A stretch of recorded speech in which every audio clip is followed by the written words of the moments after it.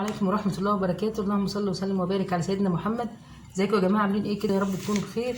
النهارده ان شاء الله باذن الله جايبه لكم وصفة جميلة جدا ان شاء الله باذن الله، يعني هتعجبكم كده. فيعني طبعا الوصفة يا جماعة النهارده معايا زي ما انتم شايفين كده ورق اللورة او ورق الغار يا جماعة، ومعاها جنزبيل، ومعاها طبعا نص ليمونة. فطبعا دي مفيدة جدا لتنظيف الرئة من الافرازات والكده، وطبعا مهدئ برضو للسعال، وجميله جدا يعني ان شاء الله باذن الله لنزلات البرد وكده. فيعني ربنا يعني يا رب يعافينا ويعافيكم كده ان شاء الله باذن الله. هتجربوها باذن الله تعجبكم. فطبعا معايا طبعا هاخد معلقه من ورق الغار ده زي ما انتم شايفين اهوت، وهنا هاخد معايا نص معلقه جنزبيل صغيره، وهاخد نص ليمونه على المكون اللي انا هعمله. شايفين اهوت غلايه اهي فيها، هحط فيها كوبايه ميه،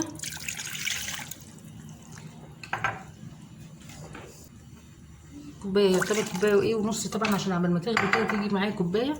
وهاخد منها برضو زي ما انتم شايفين اهوت ورق الغار اهوت، هاخد منه برضو يجي معلقه صغيره كده، هكسره زي ما انتم شايفين كده يا جماعه اهو.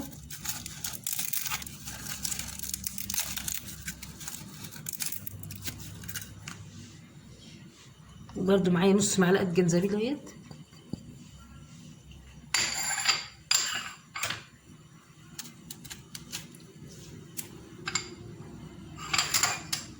وهعصر عليه نص ليمونه.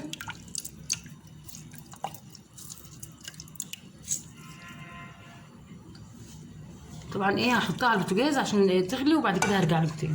بصوا يا جماعه طبعا بعد ما غليتها زي ما انتم شايفين اهيت، فانا هصفيها برضو وارجع لكم تاني، وبعد كده اوريكم بصوا يا جماعه طبعا بعد ما صفيته زي ما انتم شايفين اهوت.